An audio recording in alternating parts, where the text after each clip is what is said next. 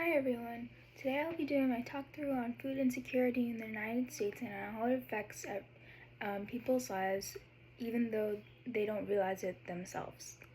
So I'm going to walk you through the problems, causes, and solutions, which leads to the whole cycle of food insecurity and how it affects their lives. So let's start off with the problems.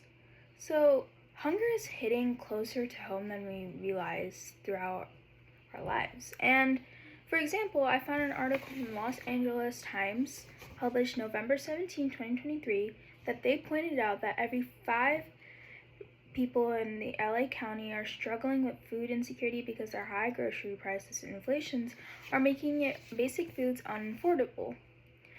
What this means is that hunger isn't just a distant issue. It's something that's more of a massive local crisis. It's where 20% of our own community is showing our reliability for our next meal.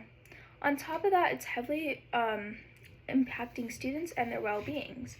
A Time magazine article on September 23, 2024 cited a federal report showing that 1 out of 4 college students in the United States experience food insecurities because they have to pick between paying for tuition or buying food. My analysis here is that hunger is actively hurting young people, and it stops health, and they're paying for tuition and getting an education. Now, looking at the main causes behind all of it is that a big part of this comes down to basic finances and global supply issue. Data from the U.S. Department of Agriculture published on March 30th, 2026 explains that food insecure households struggle to get enough food simply because they lack the financial resources. To analyze this, when the family budget gets squeezed, food is usually the first thing people are forced to cut back on. This takes away from their mental health and well-being, whereas a normal daily lifestyle of this is where a person survives on 3 meals, whereas they're only getting about a meal per day or even per week. Furthermore, a report from Reuters on January 6, 2023 shows global supply chain problems and conflicts pushed world food prices to record highs, making an essential staple like grain and oil way too expensive for low-income families. So global disruptions are trickled down from grocery store shelves, forcing families to choose between eating or paying rent.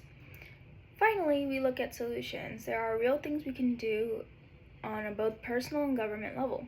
First, an NPR report published on July 23, 2026, highlighted how federal programs like SNAP Ed families, practical budgeting, Smart Shop, and meal planning with limited money.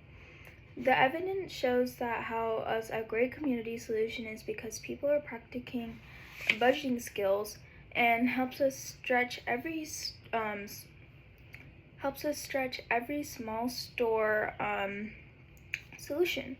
And second, a bigger policy level from the Urban Institute, a non-participant research group published on March 6, 2023, found even a major dropping